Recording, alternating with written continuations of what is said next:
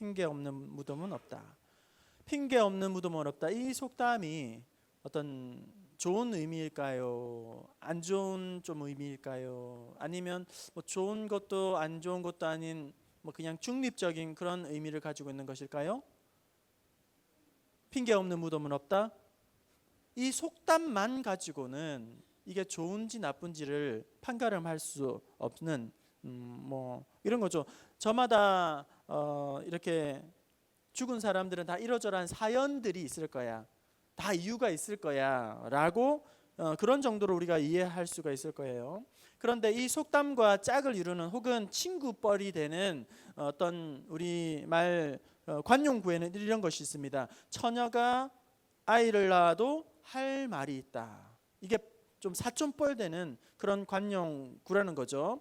이렇게 생각했을 때 이 느낌이 어떻습니까? 두 개가 연결지어서 생각하게 된다면 핑계 없는 무덤은 없다라는 것은 그렇게 썩 좋은 의미만은 아닐 거라는 거예요.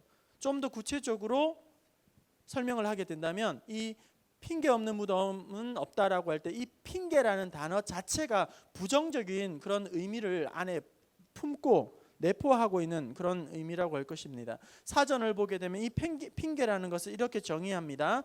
내키지 않는 사태를 피하거나 사실을 감추려고 하는 방패막이가 되는 다른 일을 내세운다. 그리고 잘못된 일에 대해서 이래저래 돌려서 구차하게 변명하는 것을 핑계라고 한다는 거예요. 그러니까 우리가 잘못된 것을 추궁을 당하면 그것을 그냥 피하고 싶을 때에 정확한 사실과 직면 마주하고 싶지 않은 그 순간에, 그러니까 본심, 나의 속마음을 감추기 위한 구차한 변명이 바로 이 핑계라는 거예요. 속마음, 원래 본뜻 자기의 마음이 뭔가 이렇게 직면하고 싶어 하는 사실을 직면하게 할 때에 빨리 이렇게 회피를 하고 싶은 구차한 변명이 바로 이 핑계라는 거죠. 그거 싫으니까, 그거 마주하기 쉽지 않으니까 애눌러 가지고 돌아서 빨리 도망을 친다는 거예요. 의미가 성경에 보면 이런 핑계 대기 좋아하는 핑계 대는 사람들이 나옵니다. 그 대표적인 인물이라고 할 수 있는 예가 있다면 모세, 그 다음에 기드온, 그 다음에 요나, 이렇게 뭐 크게 이렇게 정도 이야기를 할 수 있을 거라고 봐요. 모세는 하나님께서 모세를 부르시죠. 광야 가운데에서 떨기나무 불꽃 가운데에서 모세야 하고 부르십니다. 그리고 400년 동안 애굽의 박해 가운데 핍박 가운데 있는 너희 민족 이스라엘을 이제는 해방시켜 나와야겠다. 그렇게 부르시고 사명을 맡겨주셨을 때에 모세는 그것이 싫었어요. 그것이 자기가 할 수 없는 거라고 생각해서 5번이나 그것을 거절하게 됩니다. 그때마다 모세는 이러저러한 핑계를 대는 거죠. 그게 싫으니까, 하고 싶지 않으니까 핑계를 대면서 계속 거절을 하게 됩니다. 출애굽기 4장 13절에 5번 거절하는 모세에게 이르되 주여, 모세가 말하는 거예요. 하나님께 5번 거절하면서 보낼 만한 자를 보내세요. 저는 아닙니다. 저는 안 갑니다. 이렇게 거절을 하게 됩니다. 5번째 거절을 하고 있을 때 하나님이 어떻게 모세에게 다시금 말씀하시는가? 5번씩이나 핑계대면서 자꾸 거절하고 있는 이 모세를 향해서 하나님이 출애굽기 4장 14절 우리 함께 읽어볼까요? 하나님이 어떻게 말씀하시는지 봅시다. 시작. 여호와께서 모세를 향하여 노하여 이르시되 레위 사람 말 잘하는 것을 내가 아노라. 그가 너를 만나러 나오나니 그가 너를 볼 때에 그의 마음에 기쁨이 있어. 너 아론 있잖니, 형이 있잖니, 너를 만나면 굉장히 기뻐할 거야. 너를 맞이하고 있을 거야. 너가 그에게 큰 기쁨이 된단다. 그렇게 말씀하시면서 그 전에 하시는 말씀은 모세를 향하여 노하여 이르시되 제발 그만 좀 이야기해. 더 이상 핑계대지 마. 하라고 하면 하지 왜 말이 많니? 그렇게 하나님이 노를 나타내게 되시는 거죠. 이렇게 모세가 이런 하나님 앞에서 이러저러한 핑계들을 들이대고 있었습니다. 그리고 기드온도 마찬가지예요. 이스라엘 민족을 괴롭히고 있는 이 미디안 백성들을 하나님께서 기드온을 향하여서 큰 용사여 여호와께서 너와 함께 계시도다 이렇게 사자를 보내서 너는 큰 용사다 일어나라 용사여 이렇게 이야기합니다. 그때에 기드온이 또 막 이러저러한 핑계를 대면서 못하겠다 그렇게 말을 하죠. 그때에 사사기 6장 14절에 또 여호와께서 그를 향하여 이르시되 미디안 손에서 구하여 내어라, 내가 너를 보내리라. 이렇게 하니까 기드온 또 어떻게 반응하냐면 또 이런저런 핑계를 막 하면서 거절하면서 하나님 저는 못합니다. 저하고 장난치지 마세요. 저를 이렇게 보내지 마세요. 그러면서 나중에 어떻게 하냐면 표징을 달라고 합니다. 뭔가를 이렇게 보여달라고 합니다. 요나도 마찬가지죠. 아미떼 아들 요나에게 하나님께서 말씀하십니다. 너는 큰 성읍 니느웨로 가서 그 땅을 향하여 외쳐라. 악독함이 이제 다 드러났으니 너희들이 이제 회개하고 돌아와야 한다. 그러나 요나는 하나님의 얼굴을 피하여 도망을 치게 되죠. 도망을 치다가 마침 다시스로 가는 배를 만나서 이렇게 하나님의 얼굴을 피하여 이렇게 기록을 하고 있다는 거예요. 여러분, 하나님께서 우리를 부르시고 하나님께서 우리에게 맡겨주시고 하나님께서 우리에게 뭔가 하기를 원하실 때에 그런 사명과 직분을 거절하는 것은 엄청난 불충입니다. 엄청난 불순종이에요. 불신앙이고 엄청난 자기교만이 아닐 수 없습니다. 비록 내가 부족하더라도, 나에게 능력이 없다 할지라도, 나에게 지혜가 없다 할지라도 하나님께서 우리를 부르시면 우리는 하나님 앞에서 순종하고 하나님께서 나를 쓰시겠다고 말씀하면 내가 좀 부족하고 가진 것이 없어도 미련해도 연약해도 하나님께서 나를 부르시면 쓰시겠다고 하면 순종하고 충성하겠다는 그런 믿음을, 여러분 순종을 할 수 있기를 바랍니다. 오병이어 보리떡 5개와 물고기 2마리로 5,000명을 먹이시게 되죠. 소년의 작은 도시락에서부터 이런 놀라운 역사가 일어나게 됩니다. 그런데 여러분, 저는 궁금해요. 5,000명이라는 사람들이 그 앞에 모여 있었습니다. 그런데 도시락을 싸운 사람이 이 소년 하나밖에 없었을까요? 이 작은 소년만 보리떡과 물고기를 가지고 있었을까요? 저는 그렇게 생각하지 않습니다. 자기 것이 나누어 주기에는, 주님께 드리기는 너무 보잘것이 없는 거죠. 나 먹기에도 부족한 거예요. 그걸 꺼내놓지 않는 거예요. 하지만 이 소년은 자기 것을 내어놓는 거죠. 부족하지만, 작지만, 보잘것 없지만 이것으로 무엇 쓰겠는가 생각하지만 그것을 내어놓으면서 우리 주님이 그걸 가지고 오병이어의 역사를 만들어 놓는 거죠. 이 아이가 5,000명을 먹일 수 있는 만큼 막 가져온 것이 아니에요. 가지고 있는 것이 작지만 그렇게 내어놓게 되는 것이죠. 하나님께서 우리를 부르시고 우리에게 명하시고 우리에게 쓰시겠다고 말씀하실 때에 우리는 뭔가 자꾸 계산을 하고 따지고 뭔가 확인을 해서 할만하면 순종하고 못할만하면 애초에 핑계를 들어서 난 안 한다고 그렇게 거절하는 그런 우리의 모습들을 보게 됩니다. 오늘 본문 누가복음 14장 15절 이하에 보면 천국 잔치를 하는 비유를 말씀해 주십니다. 말씀해 보면 어떤 사람이 잔치를 베풀어 놓고 종들을 보내어서 손님을 청하게 되죠. 손님을 청하는 이 주인은 틀림없이 부자일 거고 아주 권세가 있는 사람일 것입니다. 그런데 잔치에 초청을 받은 사람들이 이러저러한 이유를 막 들이대면서 일치해서 거절을 하게 되는 거예요. 어떤 사람은 나는 밭을 샀기 때문에 갈 수 없다고, 못 간다고 이야기합니다. 또 어떤 사람은 소를 5겨리를 샀기 때문에 나는 그 잔치를 청할 때에 나는 순종할 수 없다, 갈 수 없다고 이야기합니다. 또 어떤 사람은 장가를 들었기 때문에 나는 못 가겠다고, 갈 수 없다고 그렇게 이야기를 합니다. 이렇게 사람들이 반응을 하자 그 소식을 들은 주인은 몹시 노하여서 종들에게 다시 명합니다. 빨리 거리로 가서, 시내로 가서, 골목으로 가서 가난한 자들도 괜찮다, 몸이 불편한 자들도 괜찮다, 맹인들도 괜찮다, 저는 자들도 다 데리고 와서 이 잔치를 참여하도록 하여라. 그렇게 또 잔치를 청하였습니다. 그래도 또 채워지지 않습니다. 다시금 주인을 보냅니다. 길로 가라, 산 울타리로 가라, 사람들을 강권하여서 내 집을 채워라. 한마디 그래놓고 마지막으로 이 주인이 한마디를 종들에게 덧붙이고 사람들에게 알려주게 됩니다. 오늘 본문 말씀 14장 24절 우리 같이 한번 읽어봅시다. 14장 24절입니다. 시작. 내가 너희에게 말하노니 전에 청하였던 그 사람들은 하나도 내 잔치를 맛보지 못하리라 하였다 하시니라. 청하였을 때에 이런저러한 자기의 이유와 핑계들을 들이대면서 안 온 사람들은 전에 청했던 사람들은 한 사람도 내 잔치에 참여할 수 없다. 잔치에서 완전히 제외되고 말았습니다. 바깥으로 밀려나고 말았던 것이죠.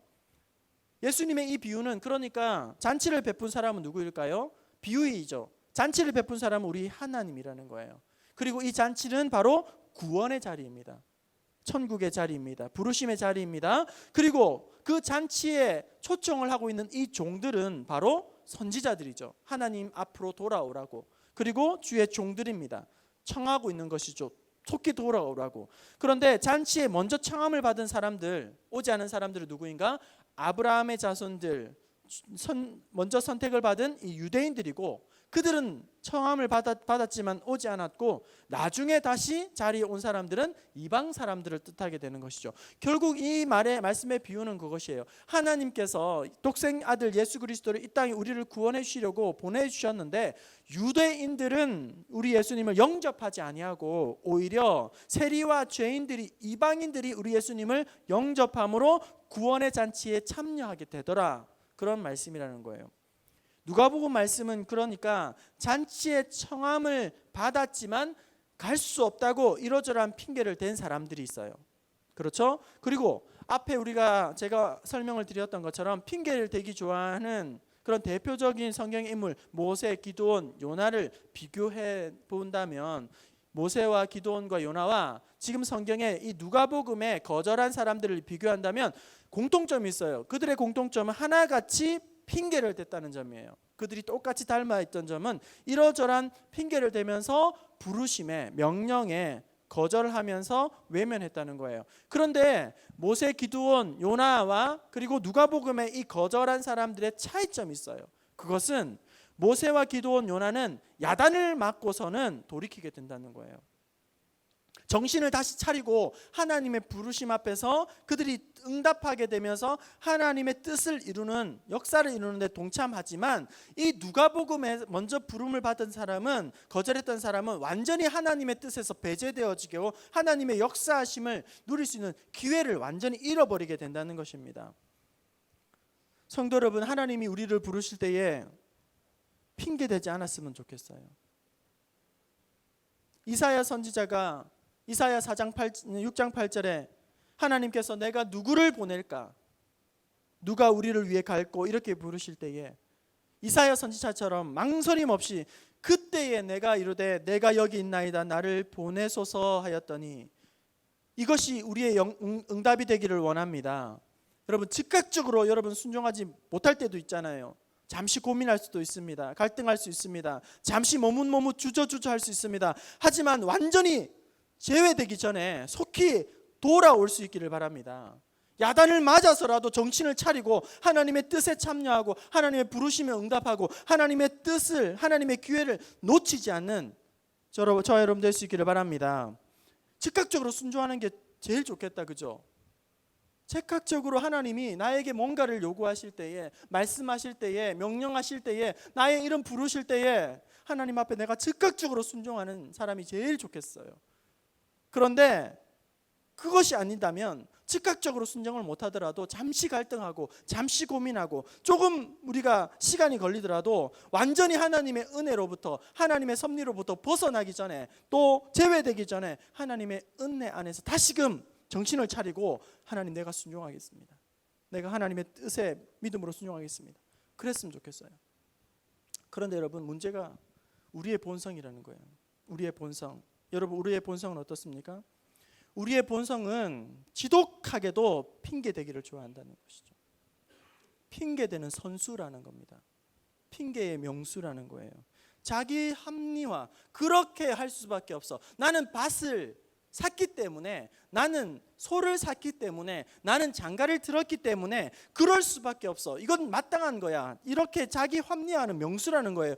핑계대기를 너무나도 좋아하고 핑계대는 것에 머리가 너무 발달해 있다는 겁니다. 그것이 우리의 문제라는 거예요. 심각한 사실은 우리가 이런 핑계의 명수이고 핑계를 대는 선수인데, 이 핑계는 우리가 성장하지 못하도록 엄청난 장애용이 된다는 것입니다. 변화받지 못하도록, 성숙하지 못하도록 엄청난 걸림돌 역할을 한다는 거예요.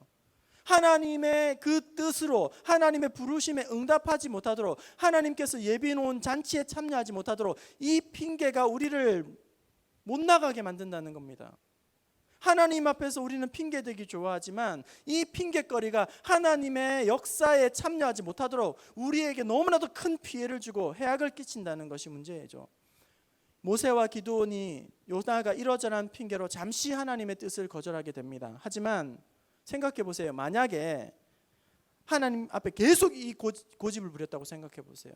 하나님, 저는 때려 죽여도 이스라엘의 지도자가 될 수 없고 미디안을 물리칠 수 없고 저는 때려 죽어도 고기밥이 되어도 니느웨로 가지 않겠습니다. 이렇게 고집을 부렸다고 생각해 보세요. 완전히 고집을 부리고 또 막 고집을 계속 부렸다면 하나님께서 이제 촛대를 옮기시게 되는 거죠. 여러분, 오지 않는다고 해서 잔치가 안 이루어지는 것이 아니라 잔치는 반드시 하게 되어 있습니다. 그 사람이 없어도 잔치는 이루어지게 되어 있다는 거예요. 끝까지 고집을 부리고 핑계를 대기 시작하면 하나님은 그 사명의 촛대를 다른 사람에게도 얼마든지 옮겨서라도 그 일을 하게 하신다는 거예요. 그렇게 됐을 때에 모세라든지 기드온이 계속 고집을 부리고 요나가 계속 고집을 피우고 핑계를 부렸다면 아마 하나님께서 예비해 놓으신 엄청난 선물과 기회를 놓치고 말았을 거라는 거죠. 누가복음 14장에 나오는 먼저 초청을 받은 이 사람들이 이러저러한 핑계를 대면서 마침내 잔치에 참여하지 못하고 끝까지 그렇게 끝나고 말았던 것을 우리는 보게 됩니다. 그런데 여러분, 우리가 이 시간 또 하나 기억할 것은 모세처럼 기드온처럼 하나님께서 어떤 사명을 주실 때에 민족을 구원해야 한다, 이런 대형 프로젝트만 하나님께서 우리를 불러주신 게 아니라는 거예요. 너는 부평중앙교회를 살려내야 돼. 너는 너의 부서를 이제 부흥시켜야 된다. 그것이 너의 사명이야. 이렇게 하나님께서 우리에게 엄청난 대단한 일을 맡기시는 것, 그것만이 나에게 주신 하나님의 부르심이 아니라는 거예요. 하나님께서 여러분에게 할렐루야 찬양대를, 호산나 찬양대를, 글로리아 상전을 완전히 뒤집어 엎어야 한다, 그런 엄청난 거창한 부르심만 부르심이 아니라는 겁니다. 오늘 하나님께서 우리들을 부르셔요. 크고 작은 순종의 자리로 부르십니다. 은혜의 자리로 나아가라고, 회복의 자리로 오라고, 기도의 자리로 나아오라고, 헌신의 자리로 나아오라고, 하나님께서 은혜의 잔치를 예배해 놓고 은혜의 자리로 나아오라고 그렇게 하나님께서 우리를 부르신다는 거예요. 민족을 구원하고 교회를 뒤집어 엎고 부흥을 시키라, 그런 거창한 하나님의 부르심만 부르심이 아니라 오늘 우리에게 그런 크고 작은 순종과 헌신의 결단을 우리에게 요구하신다는 거예요. 오늘 유초등부가 주간으로 심야 우리 기도회를 드리고 있는데, 앞서도 제가 말씀드린 것처럼 8월 5일부터 7일까지 평창에서 이제 유초등부가 캠프를 갖게 됩니다. 그 또한 하나님께서 우리 아이들을 부르시는 거예요. 그 아이들과 함께 섬기는 교사들을 부르시는 것입니다. 그리고 그 아이들을 뒷바라지하는 부모님도 같이 부르고 계시는 거예요. 그 부르심 앞에서 어떻게 우리가 반응할 것인가. 우리 아이들, 유초등부 아이들이 뭐 여럿 있다고 쳐보세요. 예배드리는 인원이 많다고 생각해 봅시다.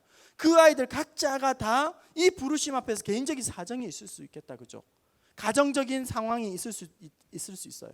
본인은 가고 싶어도 부모님이 안 보내고 싶은 그런 상황이 있을 거란 말이에요. 그리고 또 각자의 마음 상태도 다 다를 수가 있을 거예요.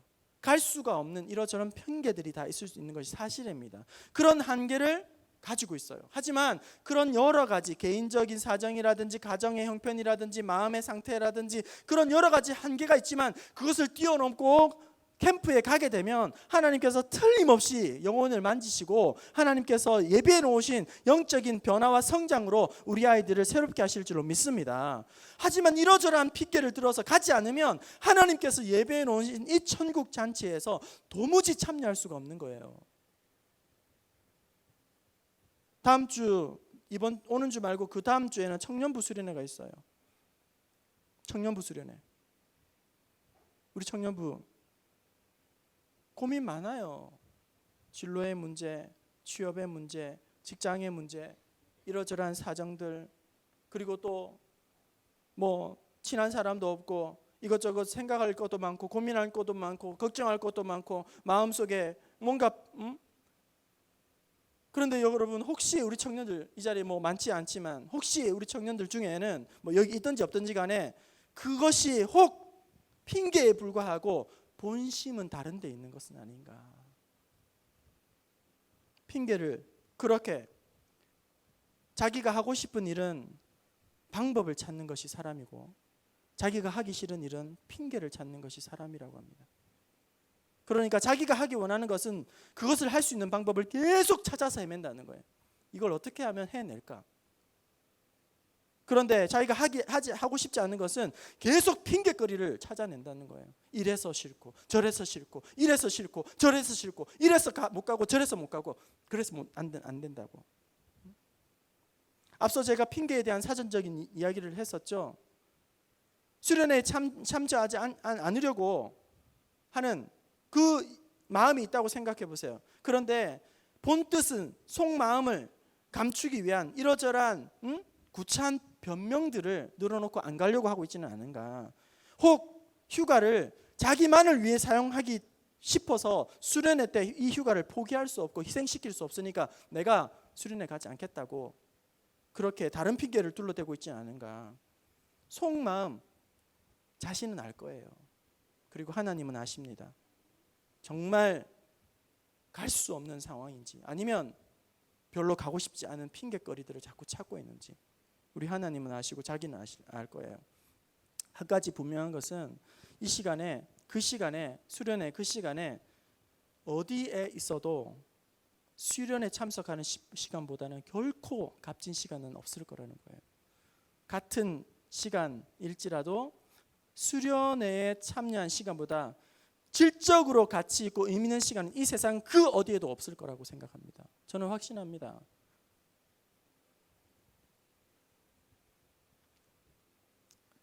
하나님께서 우리를 거대한 부르심으로 부른 것이 아니라 작은 순종을, 작은 결단을, 작은 믿음을 살기를 원하신다는 거예요. 마지막으로 하나님께서 우리를 부르실 때에 우리에게 은혜의 자리로 나오라고 하실 때에 핑계할 수 없는 이유에 대해서 말씀을 간략하게 생각해보고 이제 말씀을 정리하려고 합니다.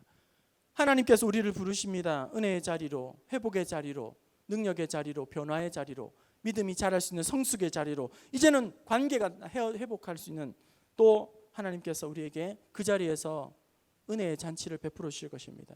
하지만 우리가 그 어떤 것으로도 핑계댈 수 없는 이유는, 미련에도 약해도 우리는 핑계댈 수 없는 이유는 고린도전서 1장 27절 우리 함께 읽어봅시다. 고린도전서 1장 27절 시작. 하나님께서 세상에 미련한 것을 택하사 지혜 있는 자를 부끄럽게 하려 하시고 세상에 약한 것들을 택하사 강한 것들을 부끄럽게 하려 하시며. 여러분, 미련하다고 해서 내가 학식이 좀 부족하다고 해서 절대 핑계해서는 안 된다는 말이죠. 미련한데도 미련한 데는 여러분 약도 없다 이런 말이 있어요. 미련한 사람은 약도 없다. 그런데 하나님 앞에서는 이 미련함이 오히려 큰 장점이 될 수도 있습니다. 오히려 똑똑하고 지혜롭다고 생각하는 사람들이 기도하지 않습니다. 오히려 하나님의 일을 망치는 일이 있습니다. 미련한 것이 오히려 더 나을 때가 있어요. 왜냐하면 하나님 앞에 지혜를 구하거든요. 미련한 사람은 하나님 앞에 간구하거든요. 엎드리거든요. 자기가 똑똑하다고, 좀 낫다고, 잘났다고, 지혜롭다고 생각하는 사람이 오히려 자기 스스로 어떻게든지 몸부림치면서 그렇게 살아가게 되는 것이죠. 여러분, 약하다는 것도 핑계가 될 수 없는 것은 성경에 약한 사람을 하나님이 쓰신다고 말씀하고 있기 때문입니다. 바울도 스스로가 약하다고 두렵다고 그렇게 이야기했습니다. 왼손잡이 에훗도, 여선자 드보라도, 왕후 에스더도, 소년 다윗도, 양치기 목자들도, 그리고 삼손도 본래는 능력이 없는 자들이에요. 하지만 하나님께서 그들을 능력 있는 자로 세워주시게 됩니다. 우리가 잘 아는 빌립보서 4장 13절, 내게 능력 주시는 자 안에서 내가 모든 것을 할 수 있느니라. 내가 모든 것을 할 수 있느니라. 그 앞에 전제가 붙어 있죠. 내게 능력 주시는 자 안에서. 내가 하는 것이 아니고요, 내가 할 수 있는 것이 아니고요, 여호와 하나님께서 나에게 힘 주시면, 나에게 능력 주시면, 나에게 은혜 주시면 할 수 없는 그것 하게 되는 거죠. 할 수 없는 순종할 수 있는 것입니다. 또한 우리는 천하고 멸시받고 없다 해서 핑계할 수 없습니다. 고린도전서 1장 28절 우리 마지막으로 함께 보고 말씀 마무리합니다. 고린도전서 1장 28절입니다. 시작. 세상의 천한 것들과 멸시받는 것들과 없는 것들을 택하사 있는 것들을 폐하려 하시나니. 여러분 얼마나 이게 감사한 말씀인지 몰라요. 여러분 가진 것이 없어도 괜찮아요. 내가 좀 부족해도 괜찮아요. 여러분 실망하지 마세요. 가진 것이 없으면 하나님께서 우리에게 더 큰 말씀을 붙잡고 또 그 말씀 안에서 믿음으로 인내하며 오래 참으면 되는 거예요. 꿈꾸면 되는 겁니다. 어느 누가 꿈꾸는 것까지 우리를 막을 수 있겠습니까? 하나님께서 사명을 주실 때에 항상 말씀으로 꿈을 먼저 꾸게 하신다는 거예요. 아브라함에게 가나안 땅으로 가라고 하셨을 때에 가나안 땅을 먼저 품게 하십니다. 그리고 또 자기에게 날 자손을 대한 꿈을 품게 하십니다. 그러면서 아브라함을 부르고 있는 거예요. 아브라함은 아무것도 눈에 들어온 것이 없어요. 하지만 떠나라고 하니까 가는 거예요. 하나님 주신 꿈을 붙잡고. 요셉도 꿈을 꾸면서 그 일을 하게 됩니다. 양치기 다윗도 하나님께서 꿈을 꾸게 하셔서 그 일을 마지막으로 성취하게 하십니다. 여러분 꿈을 가졌다면 기도하면서 포기하지 마시기를 바랍니다. 말씀을 마칩니다. 여러분의 부르시는 하나님의 부르심이 있습니다. 부르심의 자리가 있습니다. 여러분 하나님께서 여러분들이 하기 원하시는 일이 있습니다. 그 부르심에 응답하지 못하게 하는 여러분 핑계거리들이 무엇입니까? 순종하지 못하게 하는 머뭇머뭇거리는 여러분 핑계거리들이 무엇입니까?